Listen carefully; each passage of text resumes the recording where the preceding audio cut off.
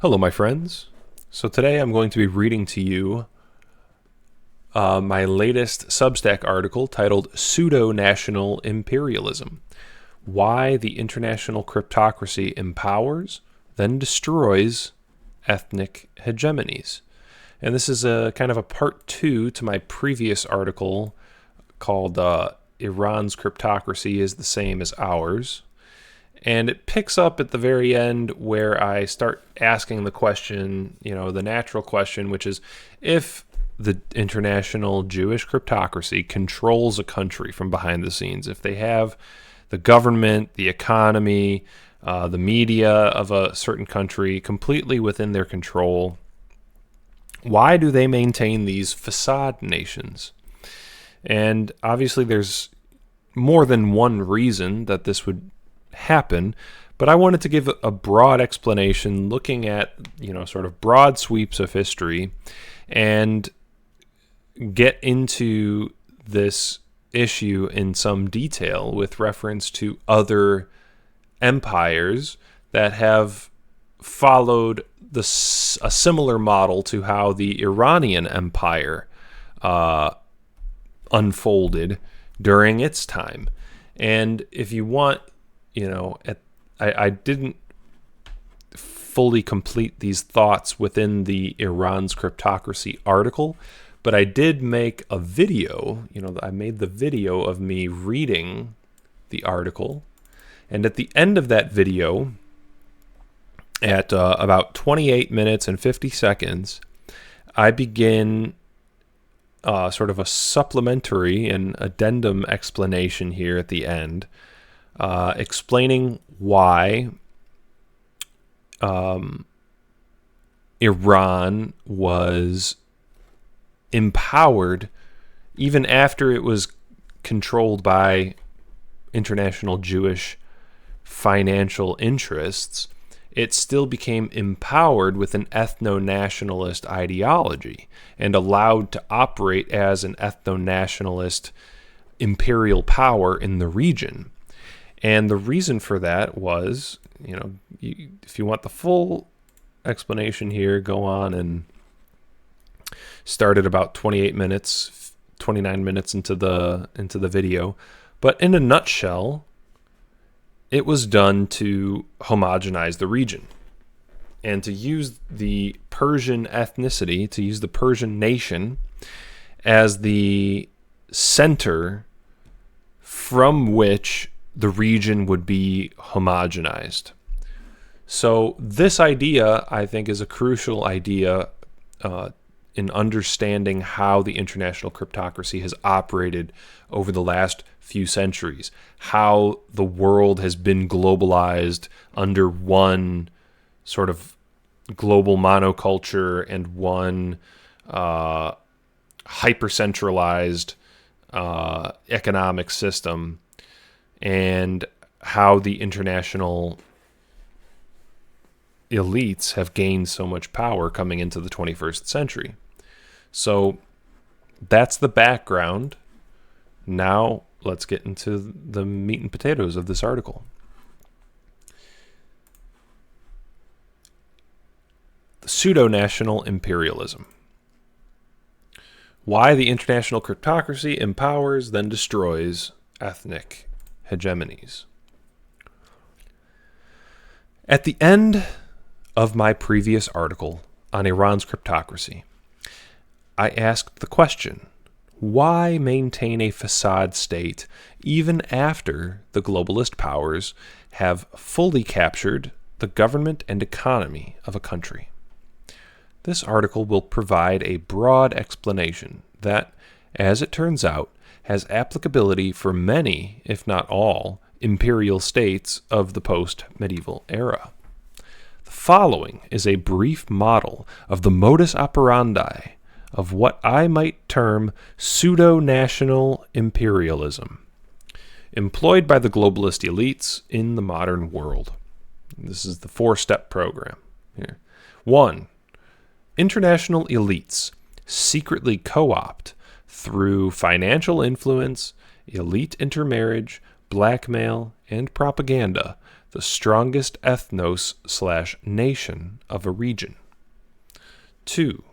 This dominant ethnos is empowered with imperialist ideology and given broad incentives for full participation in the imperial project. For example, power, status, wealth, and privileges, whereby the elites use the nation to aggressively expand and advance their own agenda. It should be noted, however, that the ethno-nationalist imperialism used to rally the dominant ethnos in this capacity is itself subtly deracinated. The traditional native culture of the dominant ethnos is typically decorporealized and abstracted into representing objectivity, universality, common sense, and civilization as a whole. In this manner, the dominant ethnos is already primed for an eventual controlled demolition. 3. The dominant ethnos reaches their limits of usefulness by conquering all rival traditional or ethnic hierarchies, internal and external, with independent power, at least to the extent that they are able to conquer. These rival groups become deracinated, oppressed masses under the control of the dominant ethnos of the empire. Step 4, the oppressed masses, quote unquote, then get re-empowered under new cryptocracy invented and controlled ideological movements, such as socialism, republicanism, etc., while the previously dominant ethnos is simultaneously demoralized and dethroned in various ways, through wars, financial collapses, demographic replacement, propaganda, etc., leveling them with the previously, quote, oppressed masses, and finalizing the total control of the region by the globalist elite. I believe this model applies to numerous modern state projects across the world, but in this article we will focus on a handful of the most important examples. Iran, which, you'll have to see the other video to go into detail on that. The British Empire, the French Empire, the USSR, and the USA. However, an important caveat I'd like to stress before diving into examples is the following. The rise and fall of an empire, in accordance with the pattern mentioned above, is not sufficient evidence to prove that the entire process was guided by the hidden hand of international Jewry. Crucially, genealogical and biographical investigations of key figures in the rise and fall of the empire at hand must be made, and relevant connections must be established. The theory cannot be justified without this genealogical component in place first. Hence the importance of a close reading of the visible powers at play in crucial moments of an empire's growth and decline. This is why I spend so much time looking into genealogies and biographical connections. Final note before beginning. These plans are broad and span multiple generations. Lots of improvisation and changes of plans necessarily occur. Opinions on strategy and tactics vary and produce competing camps. Of course, it is not perfectly cut and dry in reality, but the fact remains that a grand vision and overall mode of operation can persist across multiple generations. As said in the Kohelet Rabbah, a Jewish holy book, just as my ancestors planted for me, I too plant for my children. And in the Zohar, another mystical Jewish holy book, the world is healed by human deeds.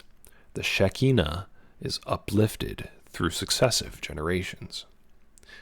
The entire story of Moses, too, is one of the most central teachings of Judaism, proves the importance that they hold in working through generations. The fact that so many of our people cannot fathom this kind of intergenerational action is one of our greatest weaknesses and disadvantages compared to them. Rome, the prototype. Rome was, in my opinion, the first time in history that an empire was destroyed intentionally by kleptocratic Jewry via royal infiltration, economic catastrophes, and mass migration, rather than being openly defeated by an external power. Unlike modern empires, which were pseudo-nationalist from the start, Rome began as a genuine nationalist power, ruled by authentic Roman royalty, supported by an authentic core patriot class. Hence, its rise was organic and spontaneous, but its fall was the first time the latter half of the model I am presenting was manifested in reality. Here's the Severans. Pretty brown, even for Italians. That's a joke. They weren't Italian. Indeed, the fall of Rome was the culmination of a deliberate multi-generational campaign of subversion by foreign powers who infiltrated Roman institutions, eroded its identity, and sabotaged its foundations from within. This process accelerated under the Severan dynasty, beginning with Septimius Severus, the first non-Italic emperor of Semitic background.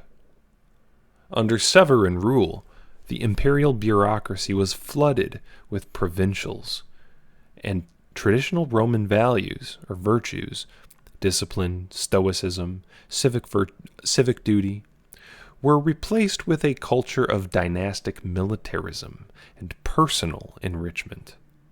Most critically, it was during this era that the groundwork was laid for the universal extension of Roman citizenship to all free inhabitants of the empire, a policy formalized shortly after by Caracalla's and other Severan Constitutio Antoninea, or Antoniana.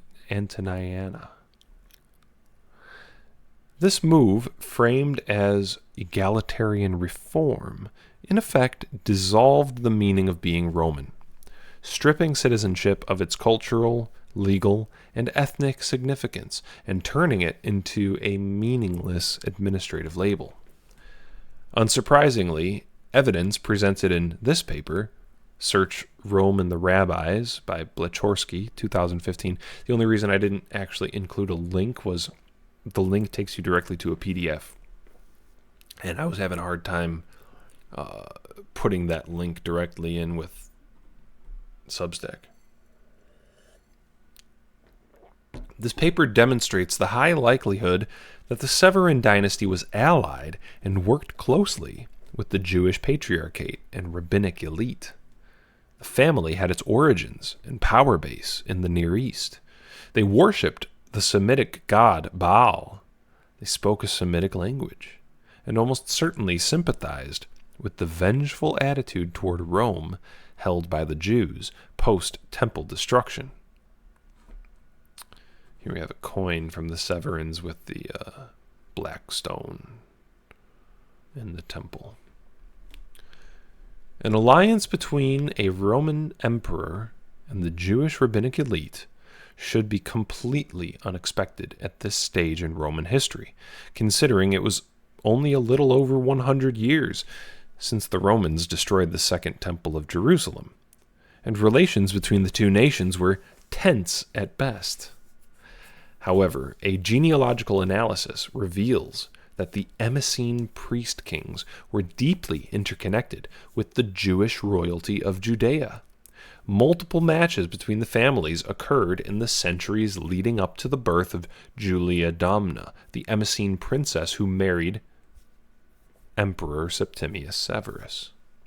Julia Domna was a direct descendant of these Emessene priest kings, who intermarried with the Herodian dynasty in the 1st century AD, most notably through the union of Princess Iotapa of Emesa and Aristobulus Minor, grandson of Herod the Great. That was the king of Judea during the time of Jesus.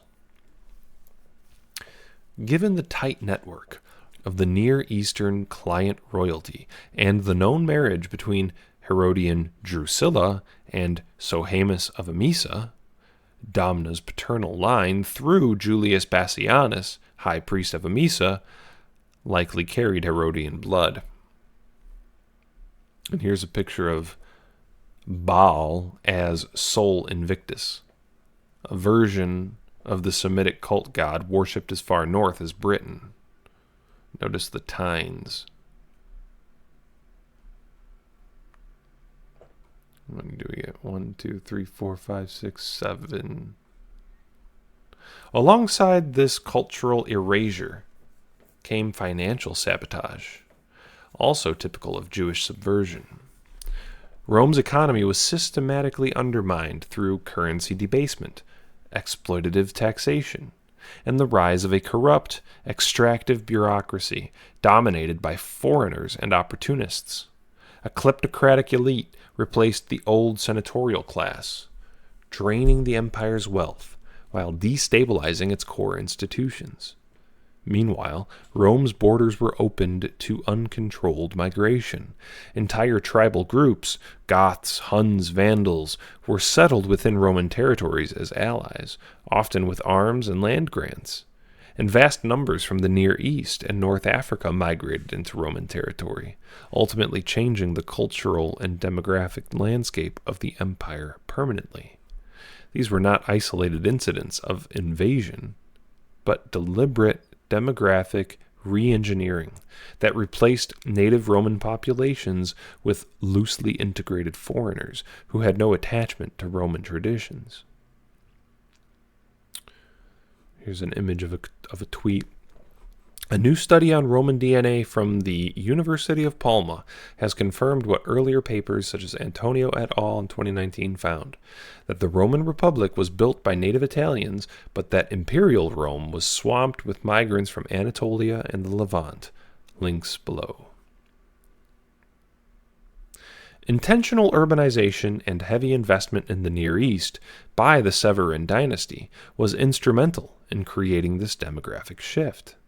The populations of cities in the east flourished. The Severans reorganized the Roman army, staffing it heavily with Syrians, Arabs, etc., which were then stationed in European Rome. Common folk migrated from the booming eastern cities into Europe in unprecedented numbers. The Severans catalyzed the most significant demographic transformation in the European Roman world up to that point in history. These people also helped import Semitic-inspired henotheistic religions, such as the cult of Sol Invictus / Baal and Mithraism, which laid the groundwork for the success of Christianity. It should be no mystery why pagan originated from the term country dweller. Christianity thrived in the diverse, deracinated urban landscape. So, by the 5th century, Rome fell not by conquest, but from the culmination of decades of internal subversion. Its identity diluted, its institutions hollowed out, and its sovereignty betrayed from within. Rome was where the international cryptocracy first honed this technique for destroying a nation.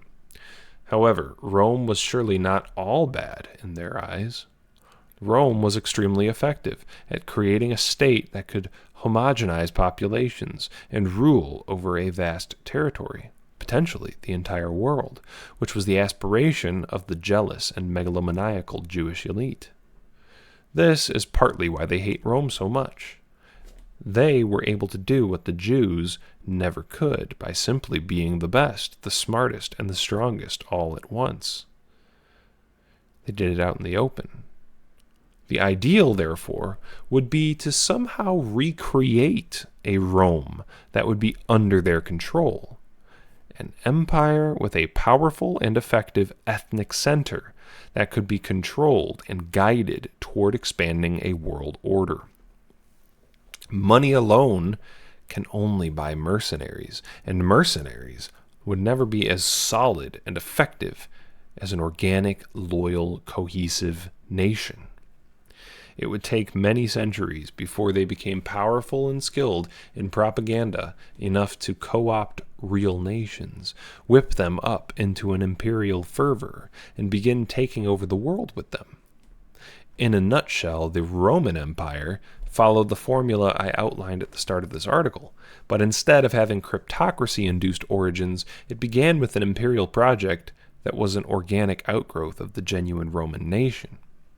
Only after it reached its peak and began to decay internally were foreign powers able to co-opt it and run it into the ground with financial disasters, mass migration, and endless wars. But now, let's fast forward through history to the age of imperialism, where nations were elevated to empires by the cryptocracy right from the get-go, presumably with the entire arc of pseudo-national imperialism planned from the start. We will look at some of the key players involved in financing and promoting imperialist ideology, how they were parts of an international cryptocracy, and compare the central similarities between them. The resulting conclusion, I believe, is that the congruity between each of these apparently disparate empires must have been the result of international planning. The British Empire.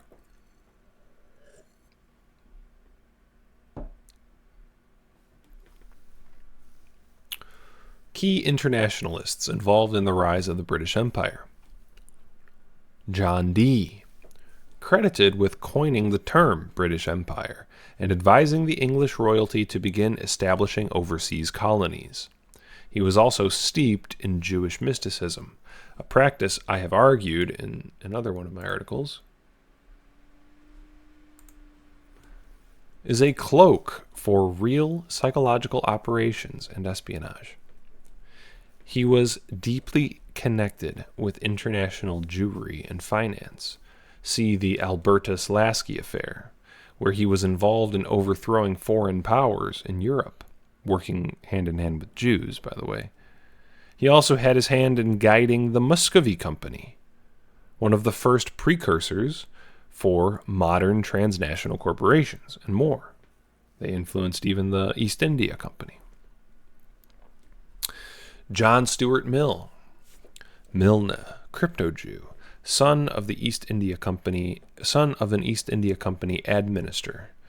See my video here, where I talk about John Stuart Mill being a crypto-Jew. He was in large part responsible for developing British imperial ideology. Levi Barrett Cohen, the wealthiest Jew in Britain in his time, connected with the Rothschilds. He was a huge leader in mercantile activity in the empire, and the ancestor of Karl Marx.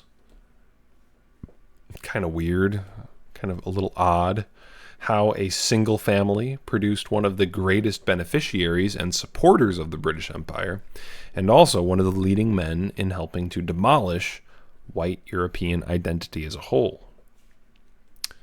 Nathan Mayer Rothschild financed British wars against Napoleon.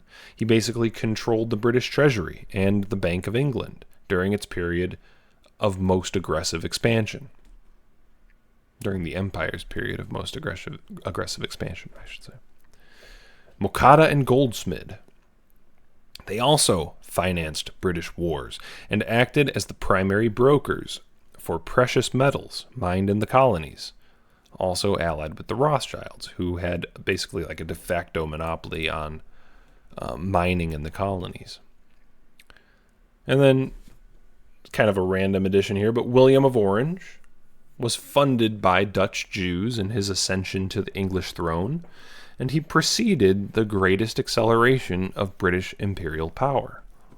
So these names are kind of just starting points to do a little research of your own. I was, it would have made for way too long of an article to try to prove that the British Empire was supported and sort of like given the financial backing that was necessary to create an empire by the international Jewish elite.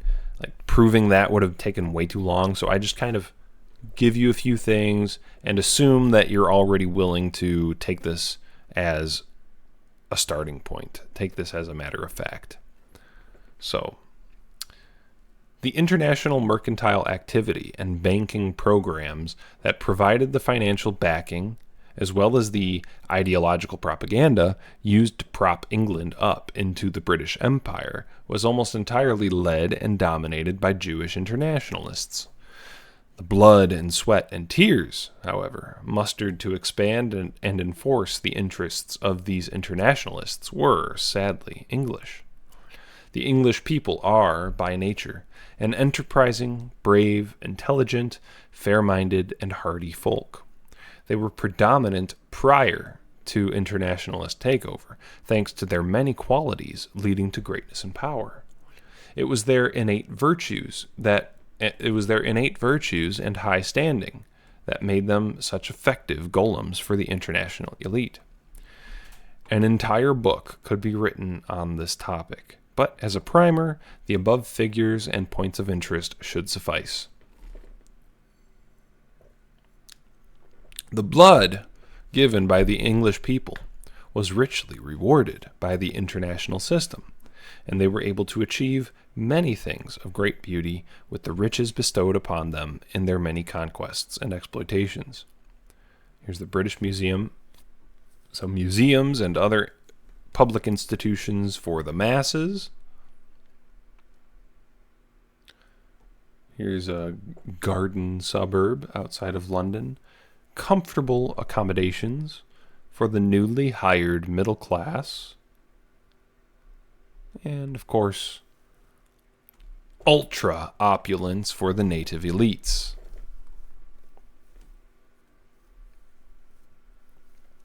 The English nobility and gentry were rewarded with vast fortunes, country manners, lavish lifestyles for administrating the people. The newly elevated middle class, involved in managing day-to-day affairs in international trade, finance, industry, etc., were rewarded with comfortable garden suburbs and luxury townhouses. Even the common folk, often beloved by the newly elevated classes, were treated somewhat charitably and were given opportunities in accordance with how much they aided the expansion of the empire. However, as seen in the propaganda given to the masses and the philosophies taught to the more sophisticated middle class, the justification for the British Empire was not given in terms of improving the lives of or expanding the power of the English people. The justification was presented in universal scientific terms. Britain was the bringer of civilization and justice to the savage races of the world.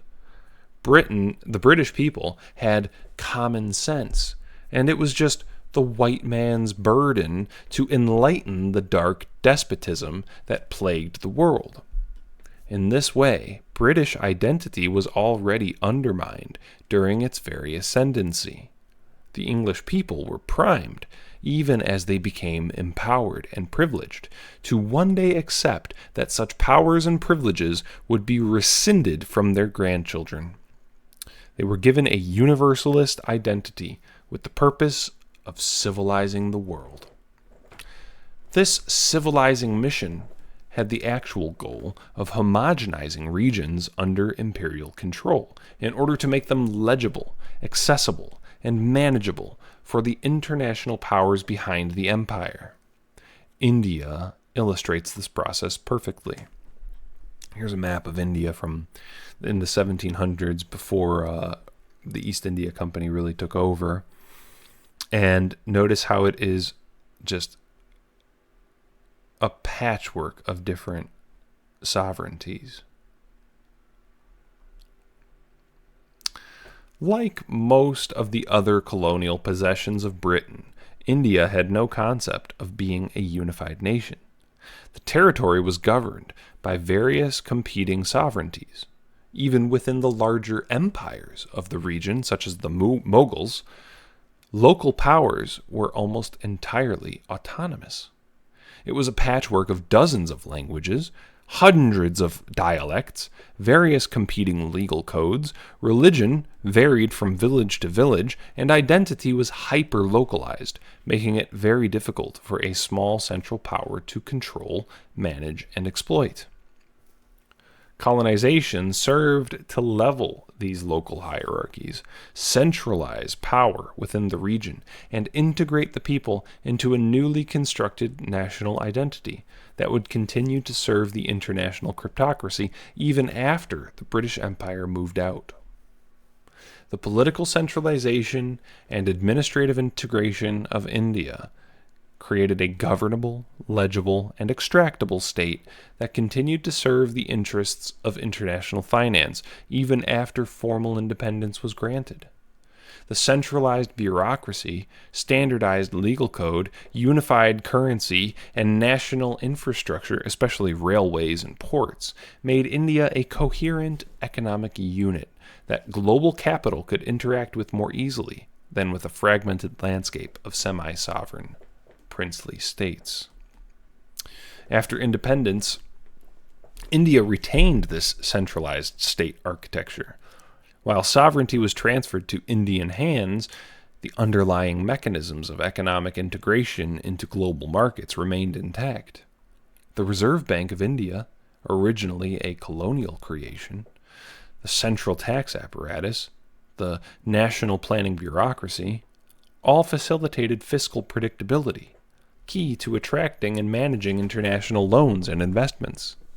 Additionally, the political unity made it possible for post-colonial governments to sign international agreements, service foreign debt, and comply with the evolving demands of global financial institutions like the World Bank, IMF, and later World Trade Organization. International finance no longer needed Britain to directly administer India. The centralized Indian state itself, rationalized through colonial homogenization, could now be managed through modern methods of biopower and economic control. In effect, colonial integration created a vessel that, after 1947, could be steered by biopower engineering and financial instruments rather than imperial ones, allowing global capital to continue controlling and extracting value from raw materials, labor, markets, under the guise of national independence. Once the colonies were sufficiently homogenized and systems of biopower were firmly in place, the English were no longer required to manage and control them directly. Thus, the proud, patriotic ideology of England became counterproductive to the globalist project and was finally sunsetted by international elites. But of course, the English people would not go down very easily. Nothing short of the world wars would make an effective, ritualistic demoralization campaign to kick off a controlled demolition of English ethno-nationalism. The caption in Dutch reads, "There go my strongholds." And this one is particularly salient. 1855 versus 1955. Good luck, boy. Go out and seek your fortune. In 1855, it was the white man going to the colonies. In 1955, it's the black man going to Britain. Now, finalizing the demolition of British identity, mass migrations were initiated to literally erase the nation from existence. As with the Severan dynasty of ancient Rome, foreign provinces and colonies received immense aid in development, allowing their populations to skyrocket, breeding the very people who would later be shipped in to replace the native English, Irish, Scottish, etc. The deracinating homogenization and political centralization of the colonies ultimately facilitated the population transfer aimed at revoking English identity once and for all.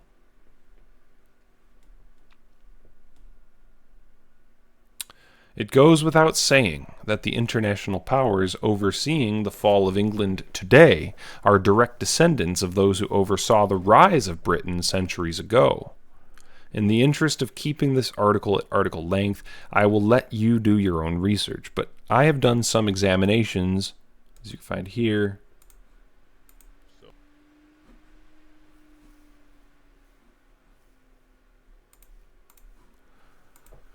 of the English royal family, for instance, and found exactly what I would expect to be in line with the theory being given here. Now we have the French Empire.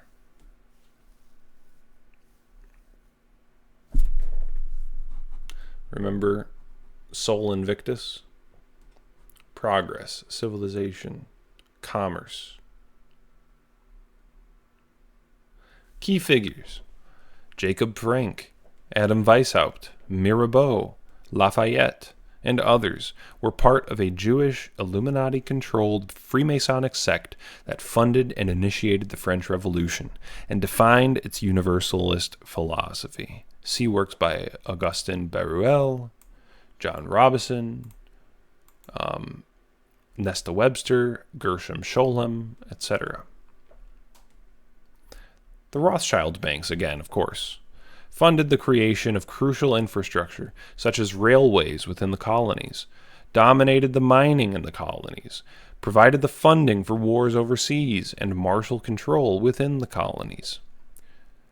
The Perrier Bros were also Jews connected with the Rothschilds. They created Credit Mobilier Bank, which also provided much of the funding for colonial expansion and administration. We have the Illuminati, Freemasonic symbolism in the Declaration of the Rights of Man, French Revolution stuff. Much work has been done to establish the connection between the French Revolution and Freemasonry. Even mainstream history acknowledges the central role that secret societies played in planning and executing, or acknowledges the central role that secret society played in planning and executing the French Revolution. Furthermore, the revolution has been convincingly connected both by leadership and covert personal connections, as well as through ideological, psychological, and symbolic continuity to the Judeo-mystical Illuminati and Frankist movements. I state these claims here as pre-established fact, once again, rather than repeat the extensive arguments and research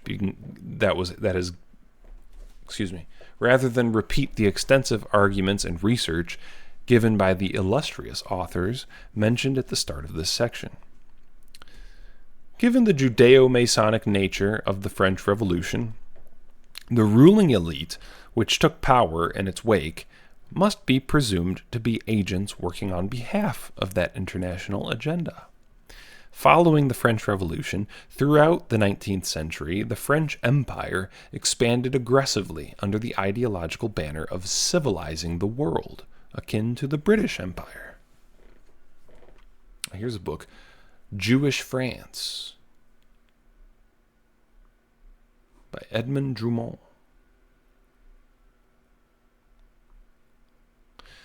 I am not the first to argue that French imperialism was the work of internationalist powers.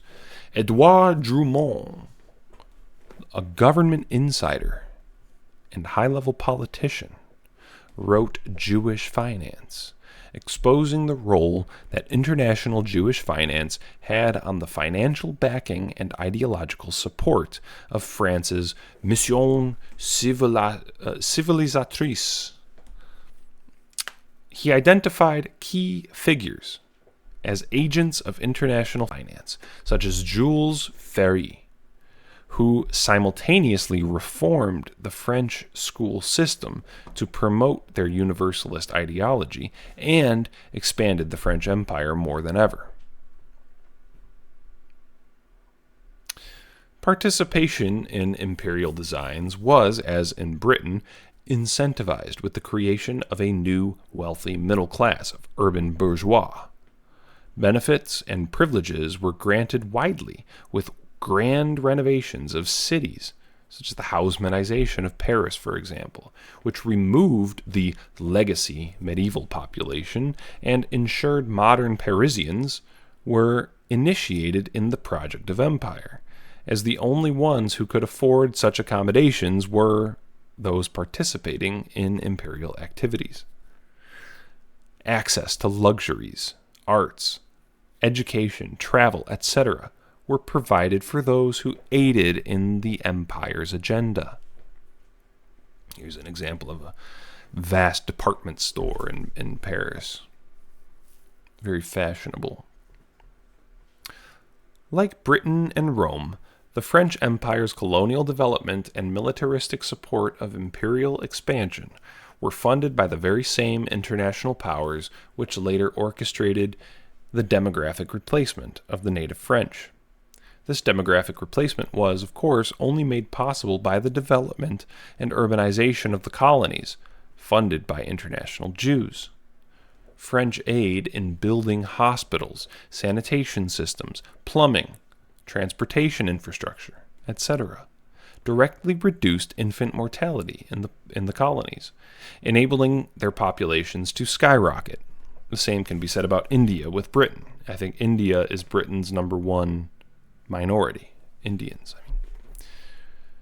French hegemony also ended the incessant conflicts between various competing tribes of the regions by decapitating their leadership and leveling local hierarchies. Notice how these tribal leaders are all wearing European-style medallions, like, the secret society medallions that they give. Algeria's transformation under the French Empire, for example, mirrors British India's in key ways.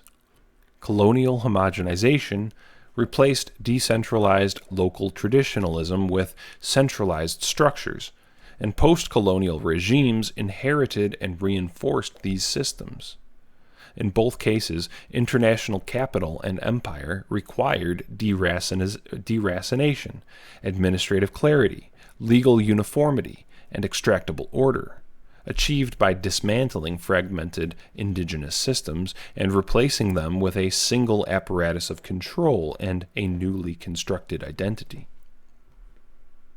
By crushing and stabilizing the regions under their control, France not only brought vast swathes of territory, second only to the British Empire, into the fold of the New World Order, but also sowed the seeds of its own destruction, building up and equipping foreign populations for the mass migrations of the 20th and 21st centuries. As in Britain, such mass migrations have acted as the final stage of revoking the powers and privileges of the previous imperial hosts, which might have otherwise contended with the international elites. And I believe Algeria does provide France's largest minority, just as India provides Britain's largest minority. USSR. Here's the Russian. Suit and tie on the Russian. The others get, ethnic garb, but the Russian gets a suit and tie. Key figures. Jacob Schiff, Jewish head of Kuhn, Loeb & Co., one of the most powerful investment banks in the United States of America. He supported the Japanese in their war against Tsarist Russia, weakening them in order to give the communist revolution an upper hand. Leon Trotsky, Jewish leader of the Red Army, supported by Wall Street Jews and given political protections by the Wilson administration. the Warburg family, Jewish banking family that supported the Bolshevik Revolution by helping to deploy key Bolshevik figures to Russia, such as Lenin, also transferring large sums of wealth to the Bolshevik regime, both directly and indirectly, through the likes of Olof Ashberg, head of Nya Banken in Sweden.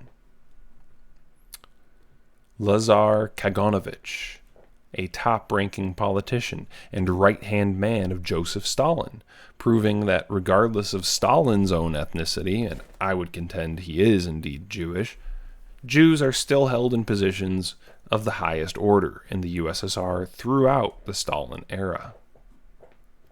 And then Anthony Sutton deserves to be mentioned here by name, excellent researcher who proved that the USSR was propped up with technical and financial support by the same internationalists who control the West. Many more names and organizations could be named to help argue that the USSR was an instrument of internationalist powers. But it is not my contention to repeat the lengthy work done by others before me. If you have read this far into this article, I do not think it would be controversial to proceed under the assumption that the USSR was a golem of international Jewry. What I would like to do is briefly show how they applied the same playbook as above to Russia once it had been captured by the cryptocracy. Even under an explicitly Marxist communist regime, which was supposed to be classless, egalitarian, post-national, etc., they had to empower the Russians because imperial projects are far less effective without a de facto ethnic hegemon to determine the standard. While the Bolsheviks denounced nationalism and imperialism in theory, in practice, the Soviet state replicated the same logic as earlier European empires, only cloaked in ideological vocabulary. The new Soviet man, ostensibly a universal figure of socialist modernity, was in fact closely modeled on the cultural, linguistic, and political attributes of the Russian working-class male. As the USSR expanded and consolidated its control over non-Russian republics and territories, this archetype became the measuring stick by which progress, loyalty, and modernity were judged. And yet, this archetype was, like the universal civilizing British and French, deracinated and primed for control by the international class. Notice how the Russian is often presented in a modern suit in propaganda posters. Here's another one, like the one at the beginning. The Russian has a suit and tie. The rest have their ethnic costumes. The early years of the USSR briefly entertained the idea of Korenizatsiya, the promotion of non-Russian languages and local cadres within the republics. But this policy was quickly reversed under Stalin. Apparently, the Korenizatsiya was an experimental method that failed. They fell back on the tried and true method of pseudo-national imperialism. By the 1930s, Russian language, education, and bureaucratic norms were imposed across the Union as the administrative and cultural default. Non-Russian identities were not eliminated outright, but subordinated to a pan-Soviet identity that closely mirrored Russian norms. Much like the French model of assimilation in Algeria or Indochina, Soviet internationalism required that other ethnic groups conform to a centrally defined standard under the illusion of equality. In both cases, empire justified itself not through open racial supremacy, but through claims of universal uplift, while always reserving central authority to the ethnic hegemons.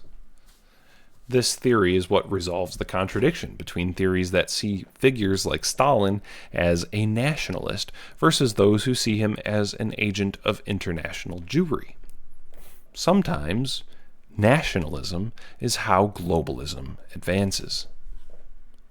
the state actively engaged in demographic and spatial engineering to further Russify the periphery. Millions were forcibly relocated. Crimean Tatars, Chechens, Kalmyks, Volga Germans, while ethnic Russians were resettled in places like the Baltics, Central Asia, and the Caucasus.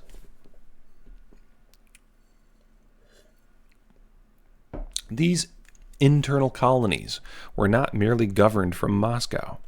They were restructured to reflect and absorb the ethos of Russian-style socialism.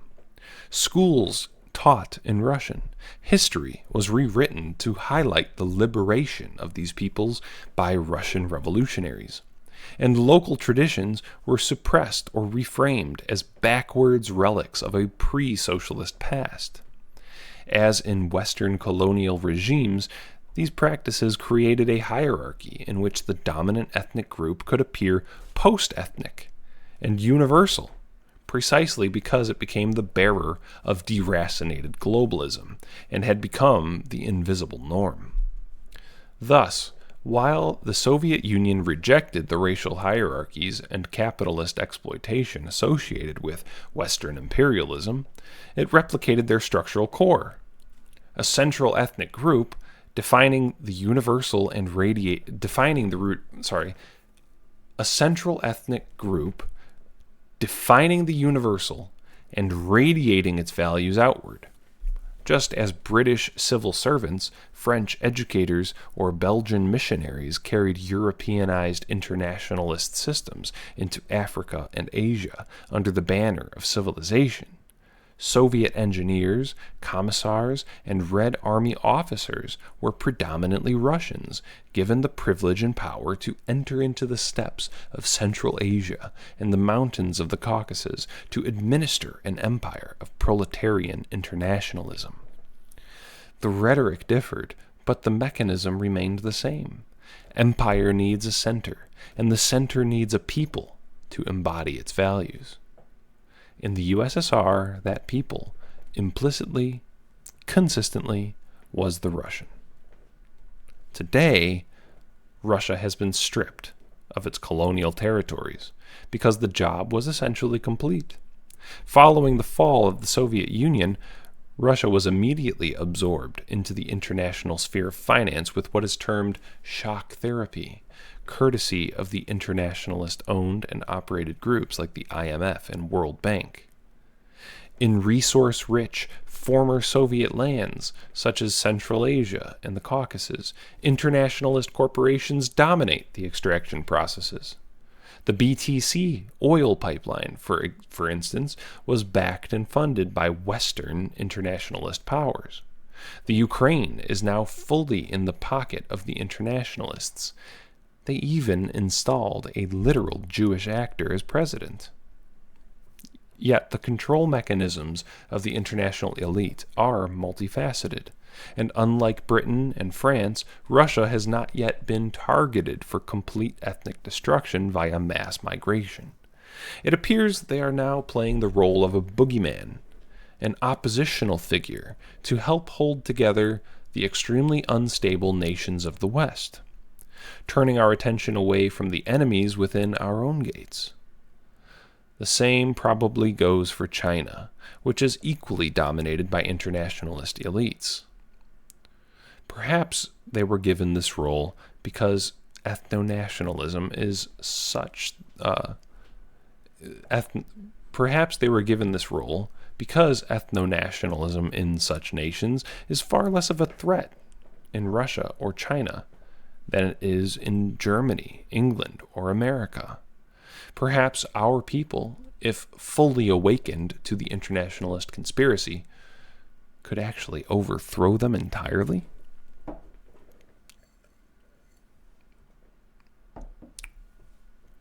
I'm not sure. But what is certain is that the general freedoms and wealth that Western nations obtained for themselves during their imperial expansions are not possessed by modern Russians or Chinese. The Western world was almost too successful during the height of our empires, and our people were more free-spirited and enterprising than the international elite may have expected.